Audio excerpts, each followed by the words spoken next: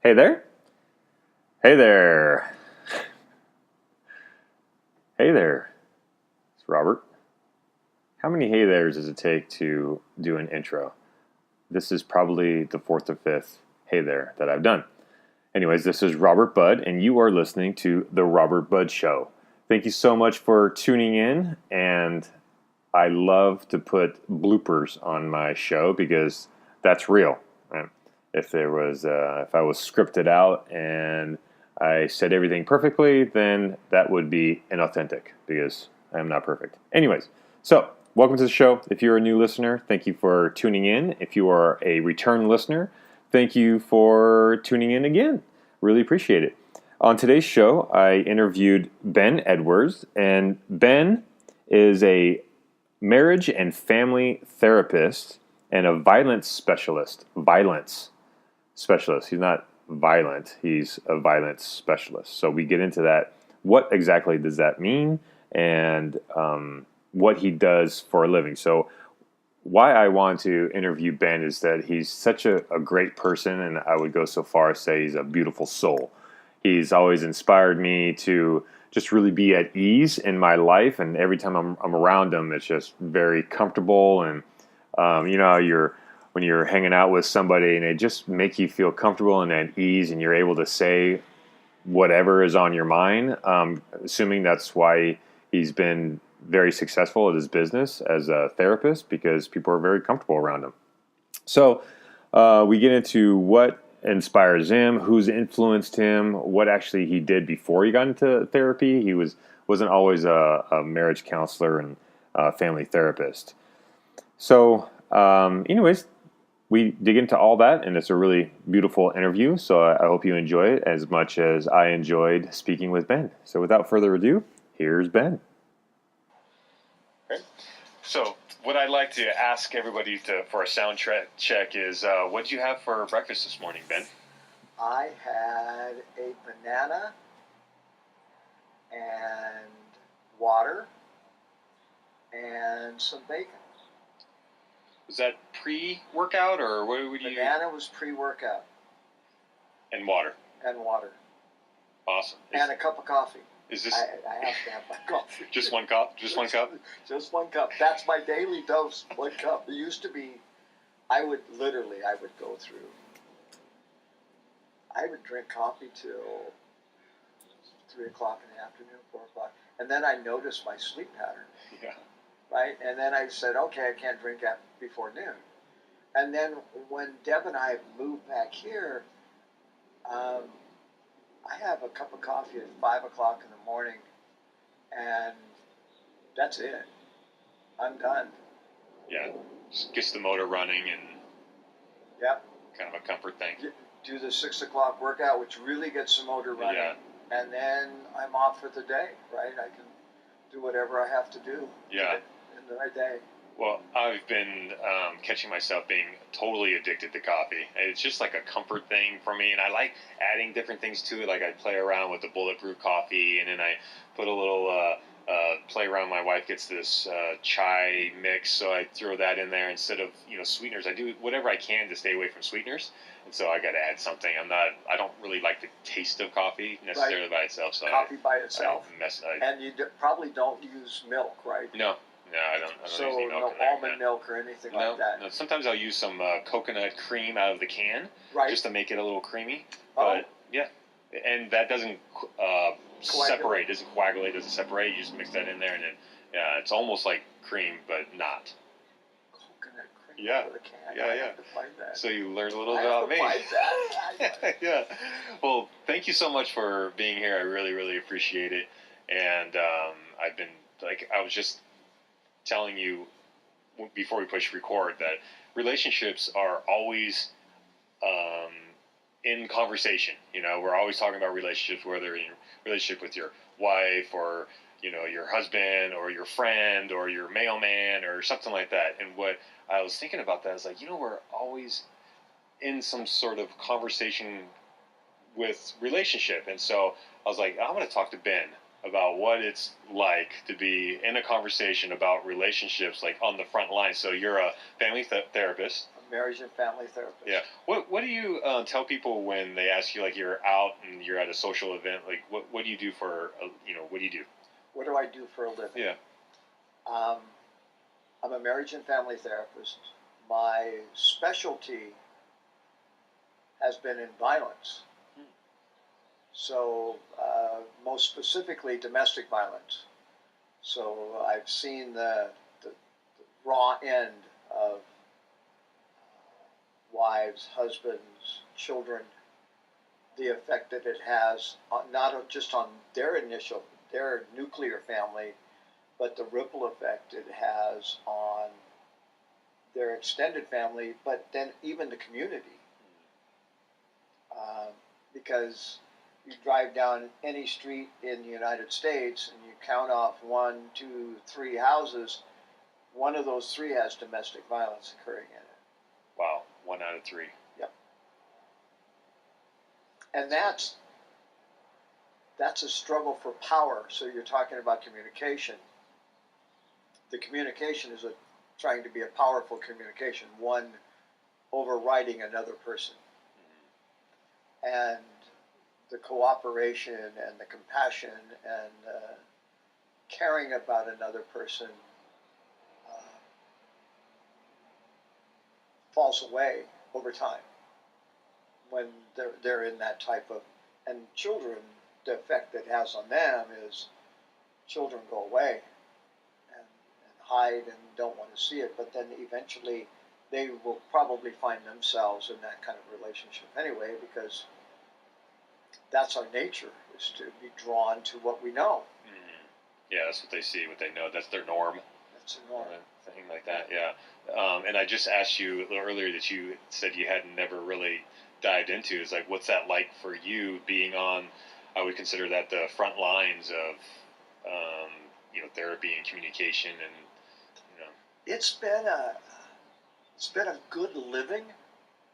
At times it's been a very sad living. Had a few of my clients that had committed suicide, which is hard.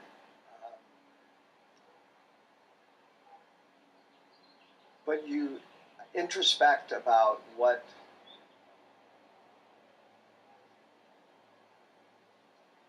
model you're giving them, because that's all I can be, is a model to them about the way to live a life, and teach them what I know is healthy in relationships, how a healthy relationship works, and be an example to that, and live to those morals and live to those values.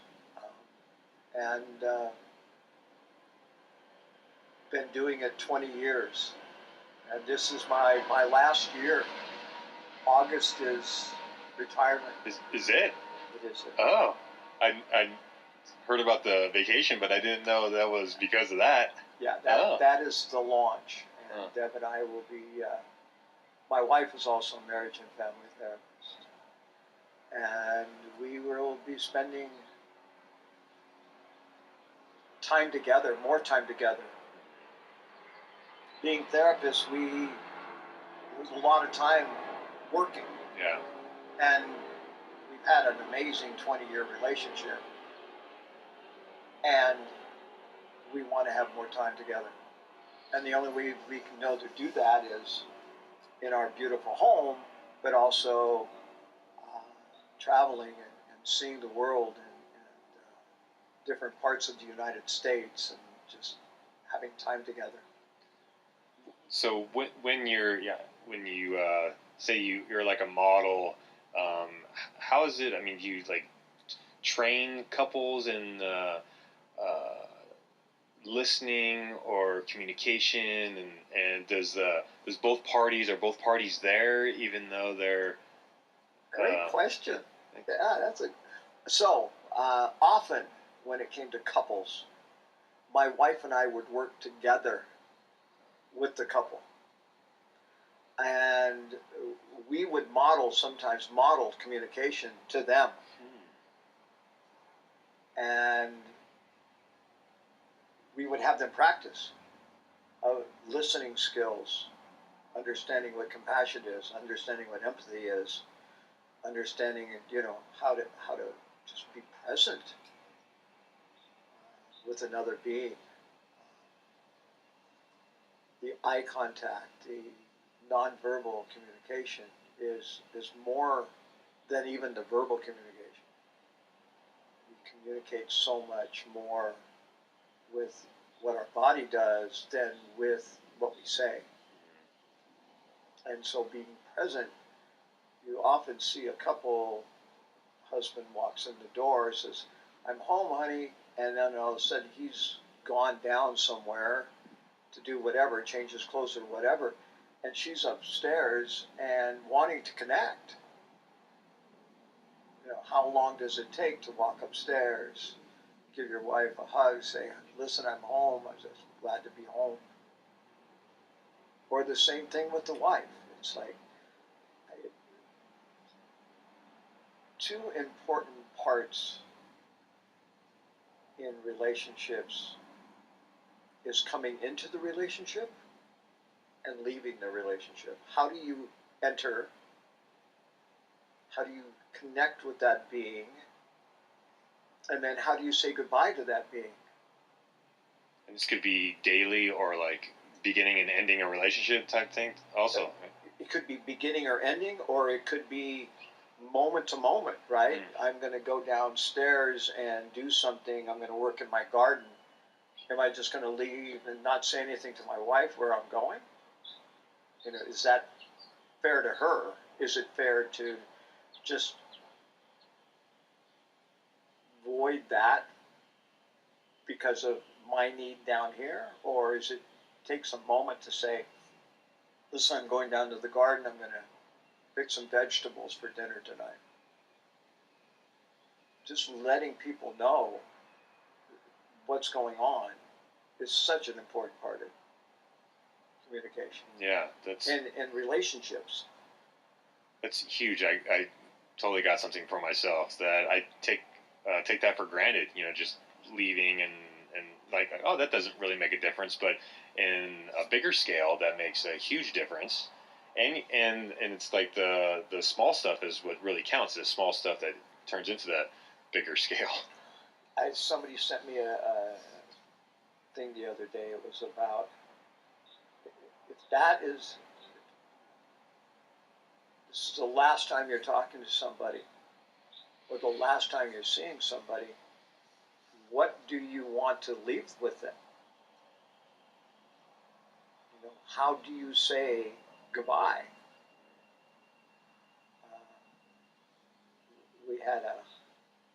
Deb and I had a client. We were actually seeing the couple that day. And they were struggling. They were trying to put their marriage together. They say goodbye. He drives away to go home. She drives away. The day afterwards, I get a phone call from a friend of mine who's a psychiatrist saying, "This person missed their appointment. Do you know anything about it?" I said, "No, but I'll find out." So I called the husband, and she'd been killed driving out of a grocery store in Encinitas. They're gone. How do you say goodbye? What do you leave with that person? What do you leave with yourself? How do you leave those relationships? It's so important. Yeah. We don't often consider what it's like for other people. Yeah. Well, and like you said, we don't often consider what it would be like, and we don't often even consider that would happen. Right. It's the farthest thing from our mind. And it's like a day-to-day conversation by conversation type of thing, and it really brings to me, being present with somebody and how we're really all in this game together, and how you leave somebody is just so huge, and like you were saying, how, if we could just all, pretty much if we could all just get along, this world would be pretty Fabulous. You mentioned something with Dalai Lama. If we could just learn to live and set aside all of these prejudices when it comes to religions, when it comes to cultures, when it comes to races. We're all human beings, and we're all occupying a planet that in so many ways we can communicate with if we just pay attention to what we're doing to it and doing to each other. I mean, not only are we fighting all over the world and harming families and cultures and other things, but we're also fighting our planet. Why aren't we taking better care of this? Because this is where we live. And it can be done. Deepak up in the Costa now, I was riding in a carpool going down to the airport one day, and there was a man who had just come back from spending I think he said it was a month up there. At the Chopra Center. At the Chopra Center. And he said that Deepak believed that if 10% of the world's population believed we could have peace, there would be peace on earth. 10% could overthrow 90% of what we're having going on right now. Wow. But if I ask anybody, do you think that we'll ever be out of war? What's the answer going to be? Probably not. Right. And that's because we don't take the time to get to know the other person. Yeah. And we see people as enemies. And they're human beings just like we are.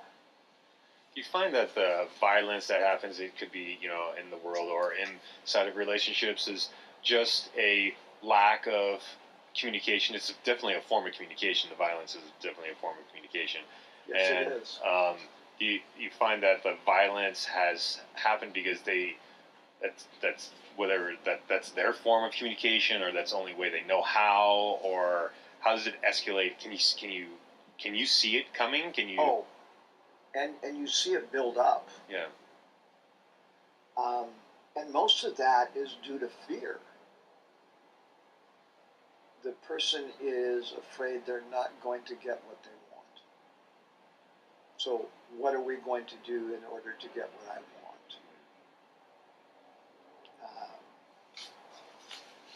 I was with my grandson. We were walking through a mall in Las Vegas Tuesday of last week. And his name is Dylan, and he's 12 years of age, and he is just an amazing young man. And he says, I want that. And I looked at him and I said, do you need that? Or do you just want it? We need relationships. We need them. We want relationships, but often we don't know how to have them. We don't know how to be present with another human being. And it takes practice. If you're not practicing communication, you're not getting better at it. It's like anything else. You're amazing at a kettlebell, but you didn't begin being amazing at a kettlebell. You practiced over years and years and years and years and years. I practiced over years and years and years about communication. How do I get individuals to understand that they can be at peace? And you have to find the peace within before you can find the peace out there. If you're not peaceful within yourself, how are you going to practice peace and harmony in the world? how do you have somebody find peace themselves? What are some things that you have them do or seek out? Or My number one fallback is meditation. Right now I'm teaching a meditation class at the prison in Miramar to prisoners of Navy, Marines, Air Force, Coast Guard, you name the branch, they're in there for a reason, and we're naming it stress management. And it's a meditation class. It's teaching them to be mindful of who they are, where they are, how they are in any situation. Just be present. And it's fun. I enjoy it. And I started meditating 16 years ago. And it was a struggle. You were talking about that young man who was throwing the kettlebell and his brain was going. Mm-hmm. That was me. Monkey mind. Oh my goodness. All over the place. And it took patience and practice. And if I don't practice, I notice it immediately. If I don't sit once or twice a day, the next day I'm off. What are the baby steps to meditating to getting yourself going? I know for myself, I've used apps, like Right. a 10-minute day kind of Right. thing. And it's really great to have something that you're going to do every single, daily practice. Yep. What would be your suggestion for baby steps? Because I know there's people listening who are like, I cannot sit still. I can't, I just can't do it or whatever their excuse is. A few years ago, my wife and I went to a conference, retreat, put on by a guy named Gregory Kramer. And Gregory Kramer's experiences around mindful communication. And I want to take something out of every conference I go to, every retreat I go to. I want to take, and from him I was able to get, sometimes you get a little gold nugget and sometimes you get, oh my goodness. So I got oh my goodness from Gregory Kramer. And meditation to him is constant throughout the day. And he has three things: pause, relax, allow. And in those 3 moments, you've now done a meditation.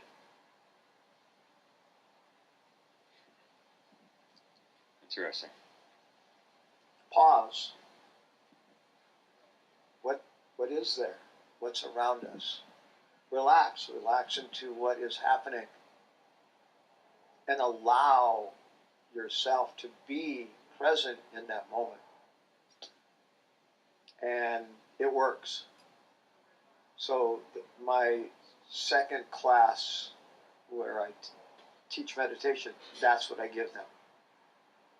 Pause, relax, and for the next 5 weeks, it's about pause, relax, allow, pause, relax, allow. Whatever is going on, you can relax into what is happening. If you're arguing with a guard, why? Why would you want to do that? Relax, allow that to happen,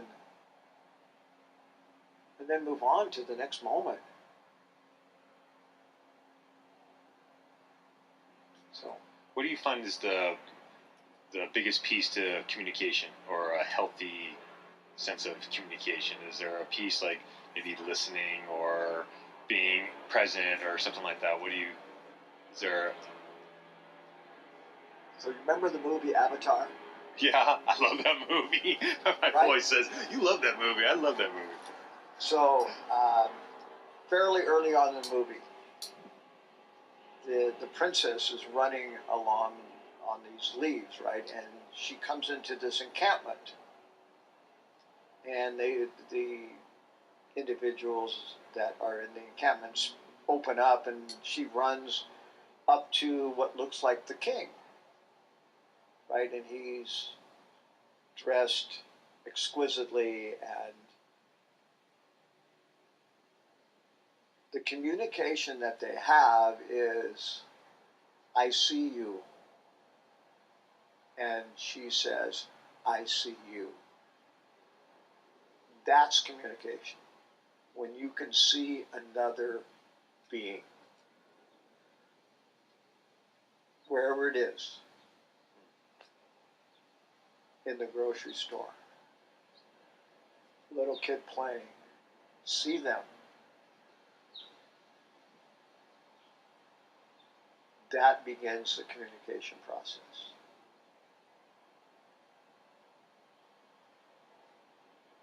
That's awesome, Ben. I just got moved.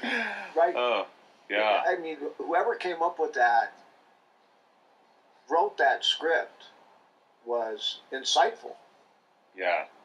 Because we don't see each other. Yeah. Yeah.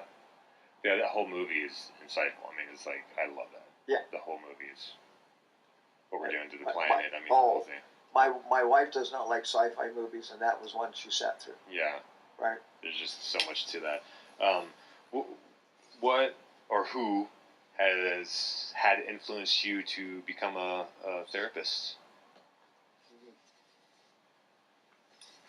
Another therapist.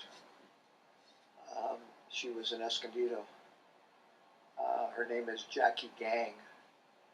And Jackie was in my life at a crossroads in my life, and trying to make decisions about what's the right thing for me to do and not do. And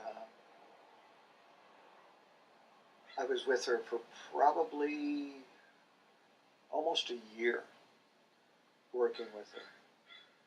And I wasn't always a therapist. At that point in my life, I actually owned a manufacturing company that was in the beauty industry. No way. Oh, yeah. What was it? Fingernail products. Oh, really? And had distribution around the world. Huh. And, made lots of money. Was very unhappy in a relationship. And went to my mother. My mother actually recommended that I go see this woman. And I went and saw her. Ended up selling the manufacturing company. And went back to Texas for a year. And in that year's period of time, stayed in communication with Jackie a little bit. And she said, you'd probably make a good therapist.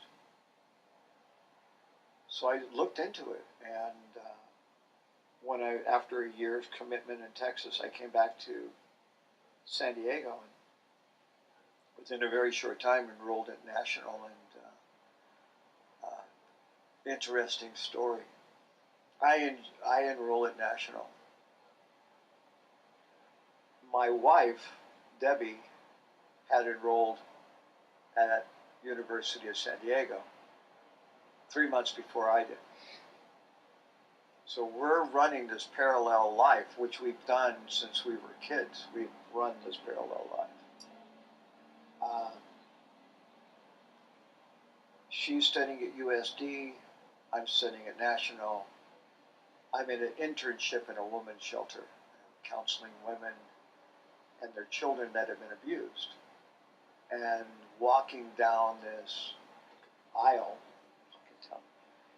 it was one of my supervisors, and Debbie was with her.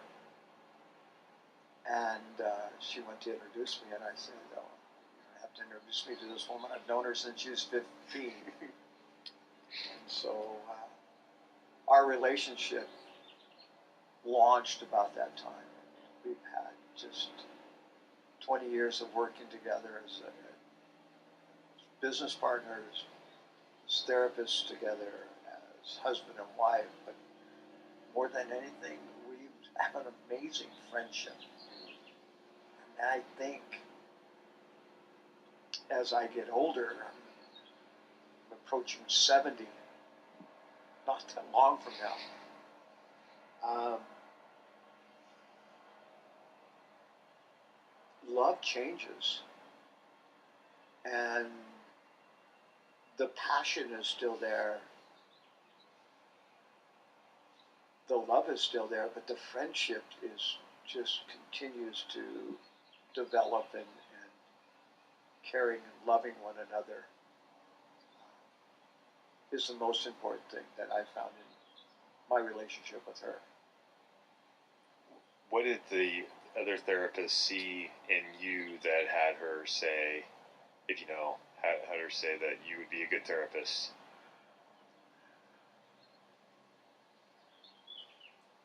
I think a therapist, in order to be a good therapist, you need to have had a lot of life experiences. Yeah. Good and bad. Those who have done teach. Oh, yeah. Yeah. I mean, I literally teaching domestic violence offenders. I know I don't know today. I couldn't say I know every other domestic violence therapist in San Diego County. I did at one time.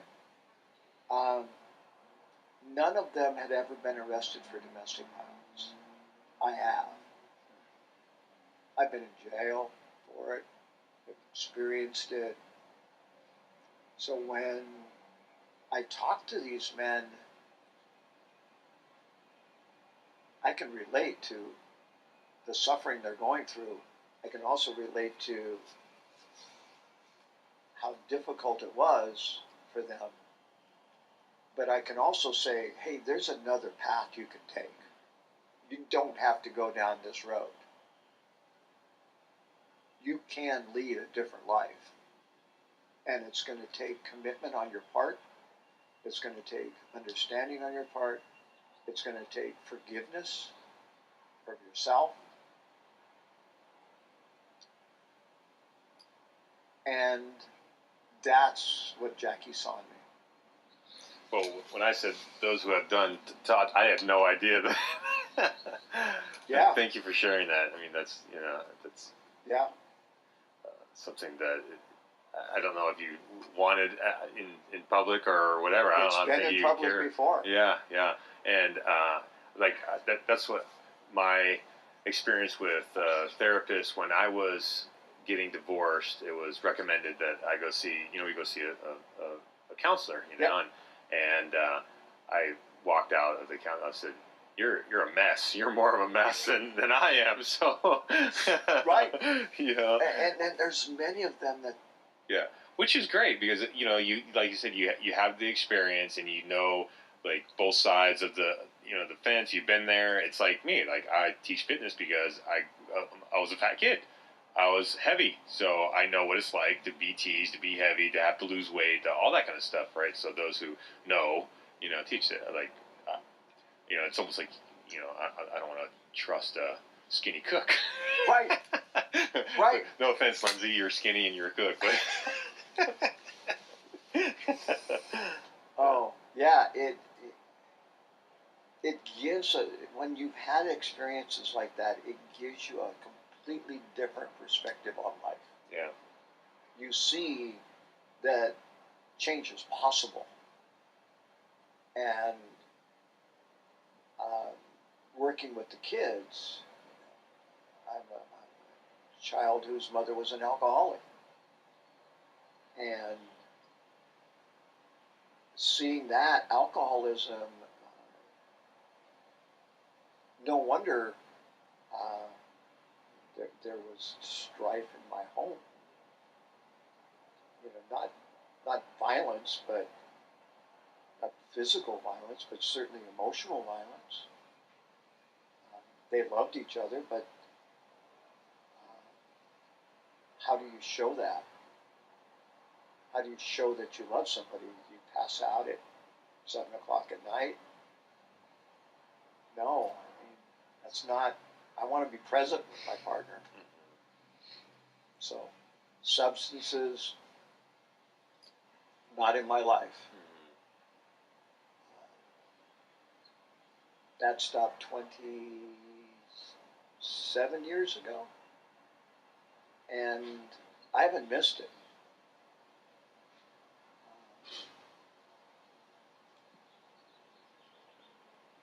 Yeah. Do you follow any certain philosophies or philosophers or anything like that?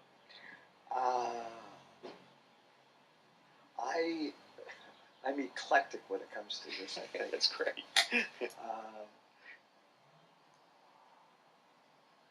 I practice some Buddhism, probably more Buddhist than raised Catholic. So there's certainly Catholicism in me. I was talking to one of the coaches today, and I said, I'm trying to find this diet, right? I've been told what not to eat. So it reminds me of the Catholic religion. You got your 10 Commandments. Don't do this, don't do this. So it's saying, don't eat this, don't eat this. But it never says, eat this, eat that. So I have to go to somebody who's a philosopher on eating to say, this is the things you can eat. Yeah. And that's what I've done with my spirituality is I started Catholic, met a wonderful woman, Millie Landis, who was a fraternal spiritualist minister and taught me a lot about quieting myself so that I could actually communicate at one point in time with other spirits. And that was pretty cool, but it just wasn't for me. And then I kept reading on my own books like The Way of the Peaceful Warrior and books by the Dalai Lama, books by Rinpoche, and then somebody introduced me to mindfulness-based stress reduction. Diane Shimkus teaches, and became a teacher of mindfulness. And that gave me my daily practice. That gave me my understanding that if I follow this path in my life, then things will be okay. There's a path we're to follow, and not all paths are the same. And sometimes people come into our lives, leave our lives, but the path is our path. And we need to learn from that path. I heard something the other day, which was, I just said, oh, that is cool. There's not winners and losers.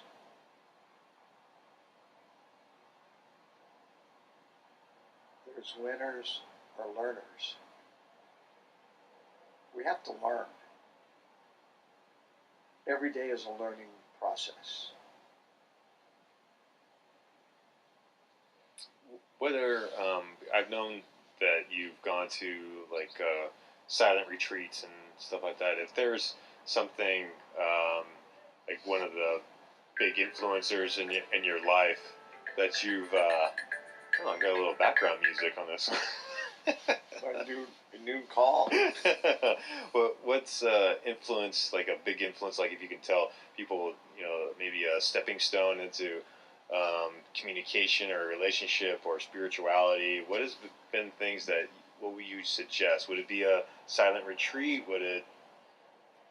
If I were an individual starting this process out, I would find a 8-week mindfulness meditation class and I would take it. My wife took it 10 times. Really? 10 times. And she teaches it now, but she needed that, right, to understand how to quiet. That would be my recommendation. And then in that process, you're going to move into a week-long retreat, a 2-week retreat, a month retreat, whatever you need, and you developing your daily practice, your own, finding your own stillness is finding yourself. We are so busy, we are so caught up in the world that we don't take a moment to take for ourselves. I could be active all day if I wanted to do. The time that's important is to carve out that 10 to 20 minutes just to sit with yourself and breathe and understand that that breath that you're taking is keeping you alive.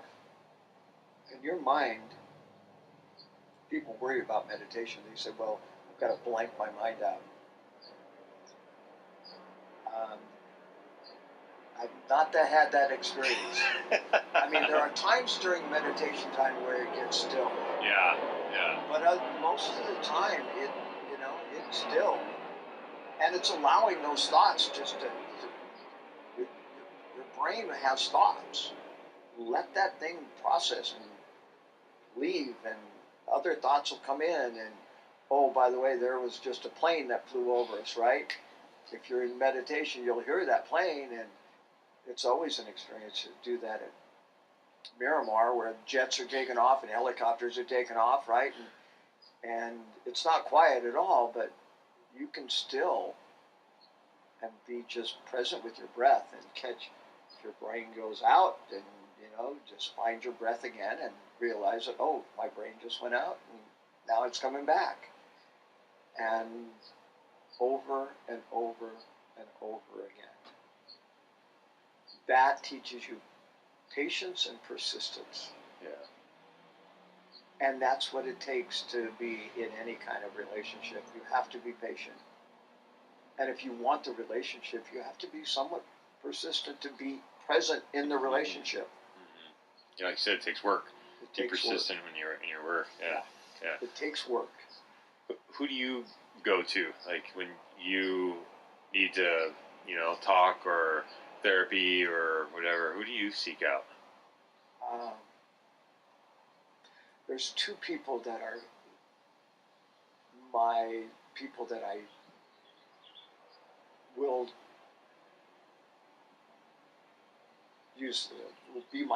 become my therapist. One is my wife, and then the other one is Diana Shipkus, who is just an amazing spiritual being, who's taught me so many things and has many more things to teach me. But yeah, she listens, and she's present, and she's wise. I think you want to have somebody who has some knowledge and some wisdom and has had life experiences. Yeah, for sure. How does your fitness play into all of this? My goodness.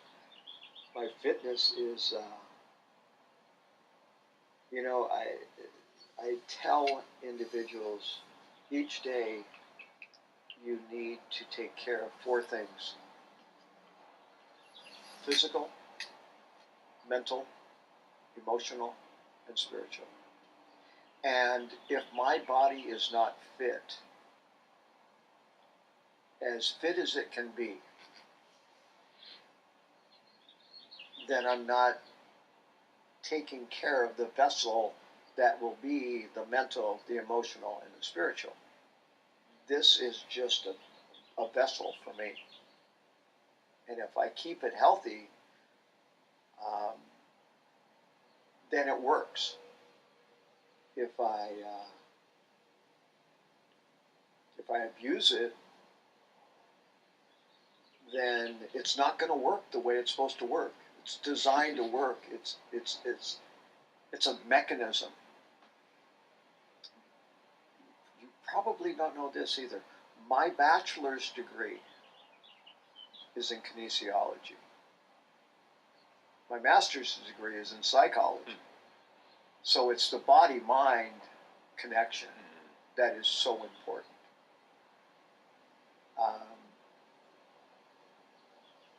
I was that fat kid as well. I was called pork chop.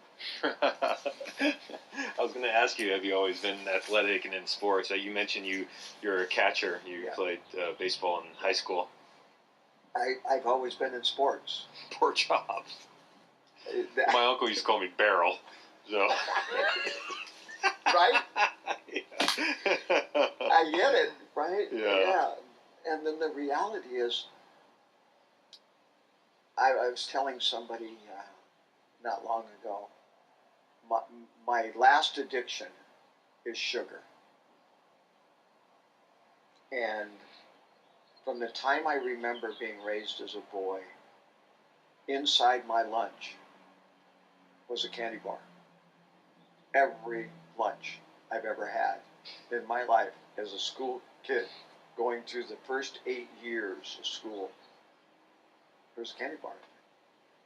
So why wouldn't it be that I want to put sugar in my coffee or eat VG's donuts every morning, right? Because that's addicted to sugar. Yeah.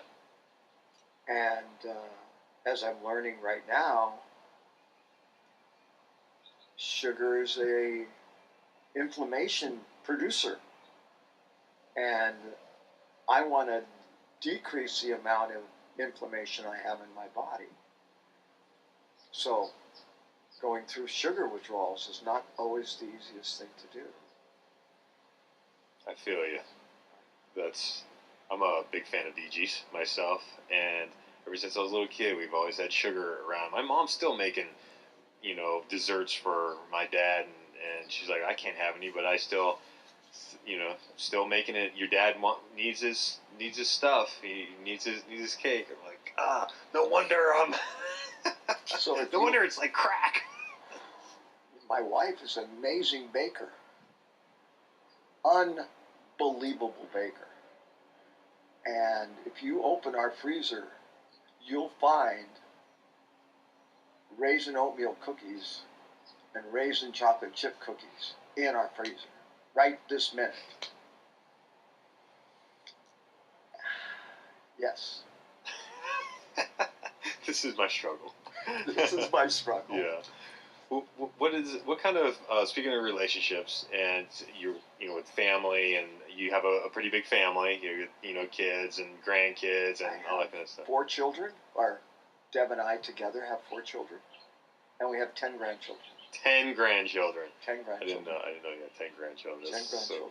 So Ranging, we have our first one going away to college this year. Wow. UC Davis, Sydney Ann, and this was a little girl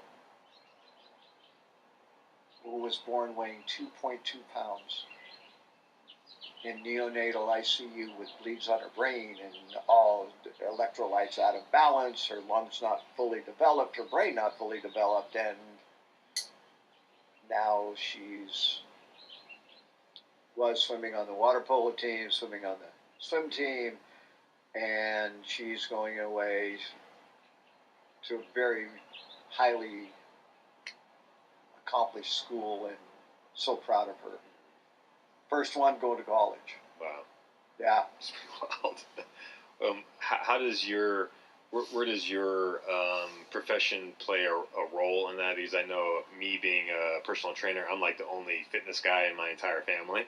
So every so often, they'll ask me certain things. Not that they'll do it, but they'll ask me like, "Oh, I saw an article about these kettlebell things that you do." I mean, I've been doing it for how many years now, and so it's curious, like, how does a family therapist play into your role as grandpa and dad? And it goes back to something I said earlier.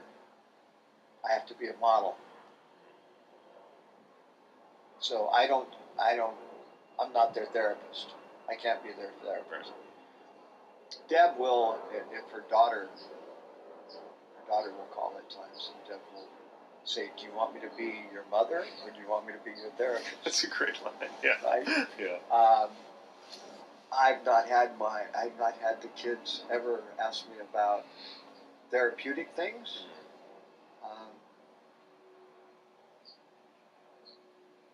They're all happy children, and I think it has to do with the fact that in times in their life right now, things are good.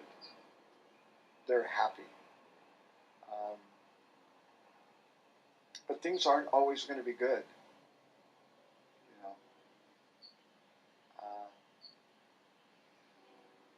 I think it's one of the Buddhist principles is number one principle: life is suffering. Second principle is, once you understand that life is suffering, life is no longer suffering.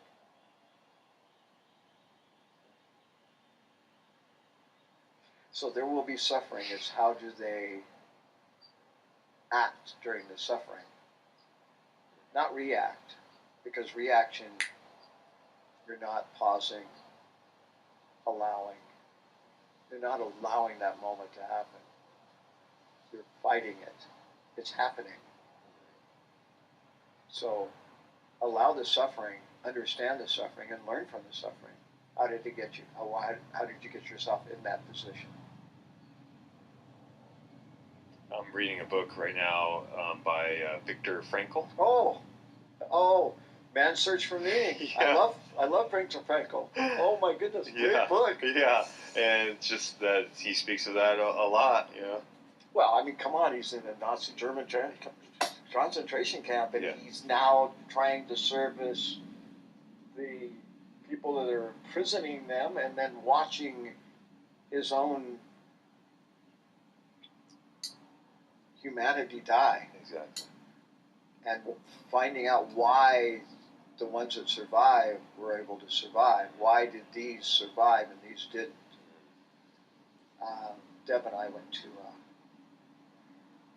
we were on a vacation in Austria. We had gone to Vienna, pretty town, great city. But we got in a car and we went to a place called Mauthausen. And Mauthausen had more killings of Jews, homosexuals, other races, other cultures than Auschwitz or Dachau or any of them. It was, and you can, the souls that are still present there, it's an amazing place. And it was an amazing experience. Deb and I absolutely got lost in time, and they closed the place down, and we were still inside. Yes. How'd you get out? That's my next question. We had knocked, and fortunately there was a guard that let us out. Yeah, right?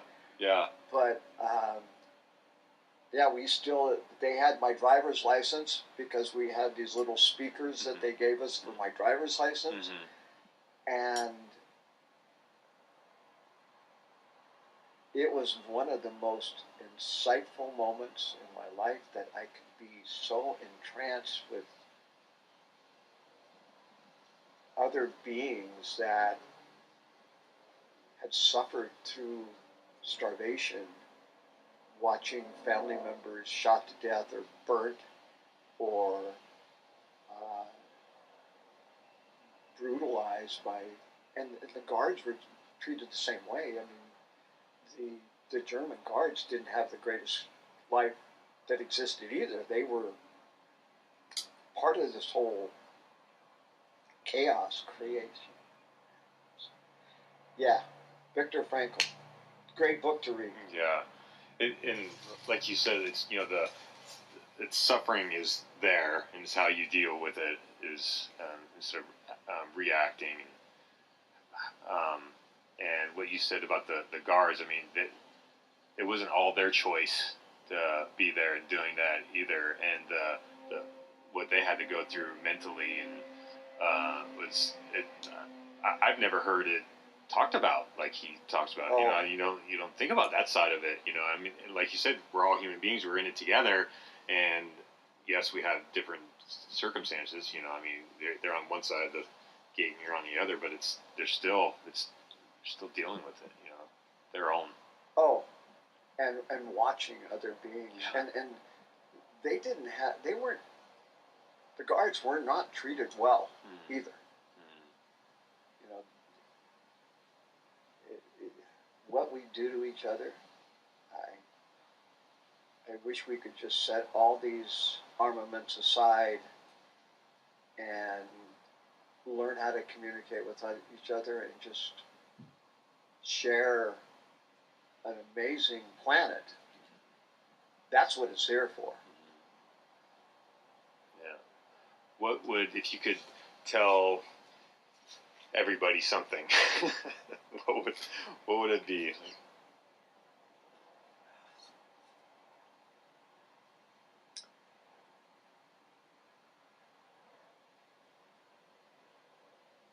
To find peace within yourself. It's not out there. It's right in here. And it's connecting your heart with your head. These two connecting together. And no matter what you do, my workout is as much a spiritual workout as it is a physical workout. It's connecting my heart with my head, understanding what's going on with me as much of the day as I possibly can. Physically, mentally, especially emotionally. Understand your feelings. Understand why you're having your feelings. And don't avoid them. Because they're real. They're giving you a message. Listen to that message. That's your own communication to yourself.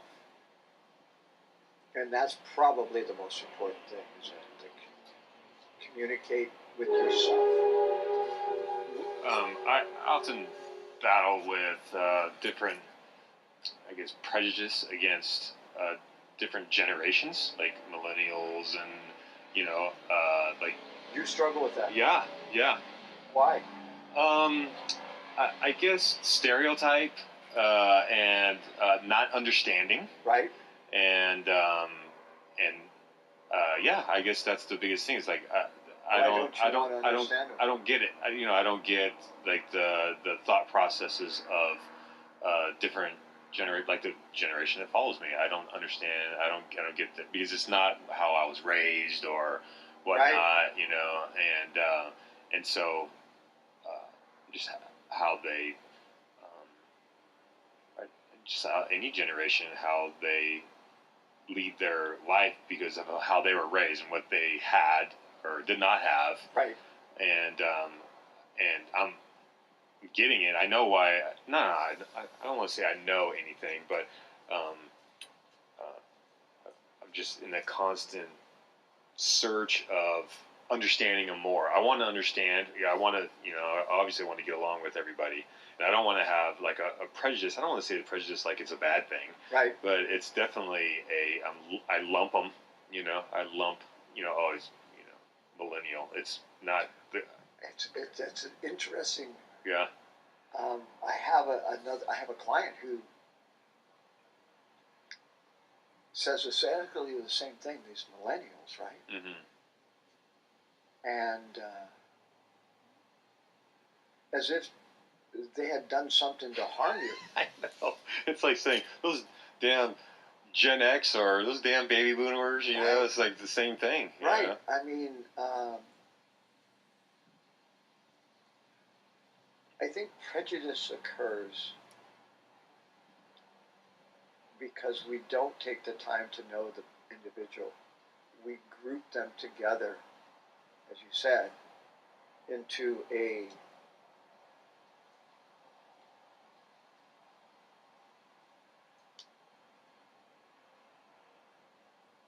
what's the word I'm looking for? A group. I guess we group them together, saying, well, they're this way. They're this way, yeah. But inside of that will be a president of the United States. Right. Inside of that will be probably maybe the next Dalai Lama. No, maybe a couple generations past. He's going to live for a little bit longer. Pretty good dude. You asked me about somebody who's had an influence in my life, so it just popped in my mind. Thich Nhat Hanh, Vietnamese Buddhist monk. A lot of reading. I've met him several times. He has a monastery in Escondido, actually. And yeah, he's had an impact in my life in the last 15 years. But the grouping of people, they grouped the Vietnamese, right? We grouped the Germans. We grouped the Russians. And what does that do? Well, it creates separation. Yeah, we talked about that earlier. Grouping them creates that separation instead of binding them together.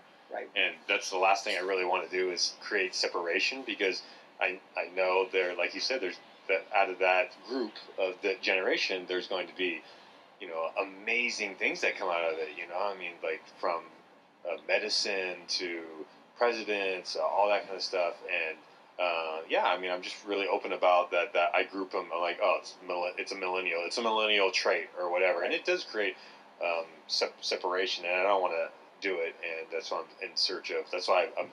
So open yourself. Allow that just to be, and recognize when it happens. Yeah. And ask yourself, why did that happen? Why did I do that? And you will come up with an answer. It's an answer that you may not want to hear, but it's probably the truth. And then with the truth, you can change it. You don't have to stay prejudiced to anyone or anything.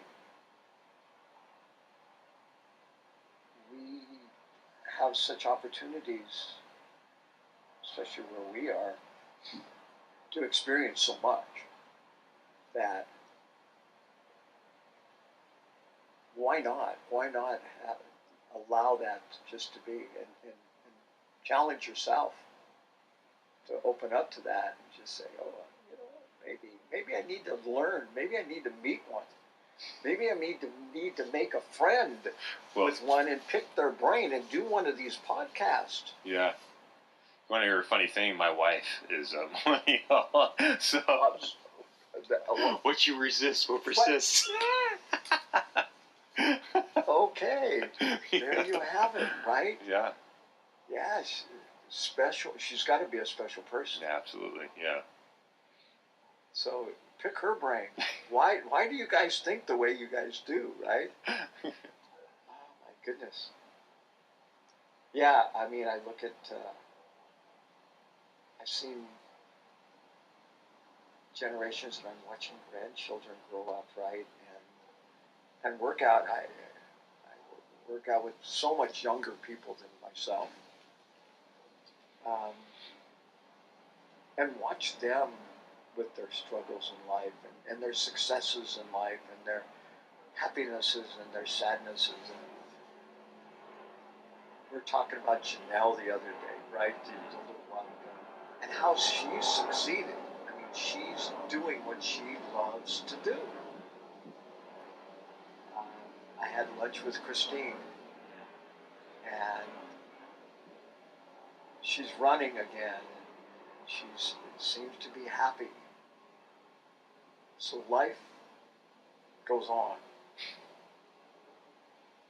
And if we can allow it just to go on to the next moment, we can get by a lot of suffering. It's really great. Well, if people want to find you, where can they find you, Ben? Encinitas, California. Wandering around, that's where I find you. At a CrossFit gym, right? Yeah. That's, they can find me. My phone number, is that what you want me to get? Well, you know, if you have Facebook or something, you're into socials? I'm very private when it comes to that. That's great. Yeah, that's I am. good. That's my family, and I have on Facebook. I'm not out there, and really, as I'm getting older, somebody told me this the other day, that his world is shrinking, and I see that in myself because we sold an office building. We've come to the house. Most of my socialization is with my wife or my family now, or my CrossFit friends. Yeah. Well, it's was U.S. CrossFit. Now it's Seal Fit. Or whatever. Yeah, it is. whatever it is. Yeah. So that's where for as long as it lasts, Yeah. or doesn't last. that's where you can find Ben. That's where you can find me. You can 6 a.m. in the morning. There you go. That's great. Yeah. That's what another friend of mine who was on the podcast. I said, "Where can they find you?" He's like, "Working out, man. Come do a workout with me. That's where you can find me." So there you go. Please come enjoy a workout and introduce yourself and have life. Cool. Enjoy Well, life. thank you so much. Yeah, thanks for being here. It's been a pleasure. It really has. This is exciting. I'm excited for you. I really am excited for you. What you've seen you go through and accomplish and where you are today, my heart is pounding. Happy for you. Thank you, Ben. I really appreciate that. Totally got that. Thank you. Well, until next time, wandering around Encinitas. There you have it. Thank you so much, Ben. You're welcome. Alrighty, and there you have it. There is Ben Edwards. And in the show notes, I put all that I could find to link in there. Anything that was linkable, I linked up. And if you would like to hear other shows and other show notes, go to robertbudd.net, and under the podcast tab is all the podcasts with all the other podcasts and the show notes. So once again, thank you so much. One more thing before you go is if you would like to get a short email once a month on different subjects, different topics, different things that I have researched and I'm experimenting with myself, I throw it into a little short email. It's usually like 2 or 3 things and send it out. And if you would like to get that, go to my website, robertbudd.net, drop your email in where it says put your email here, and you'll get the very next one. So that's about it. Thank you so much. And until next time, stay tan. Adios.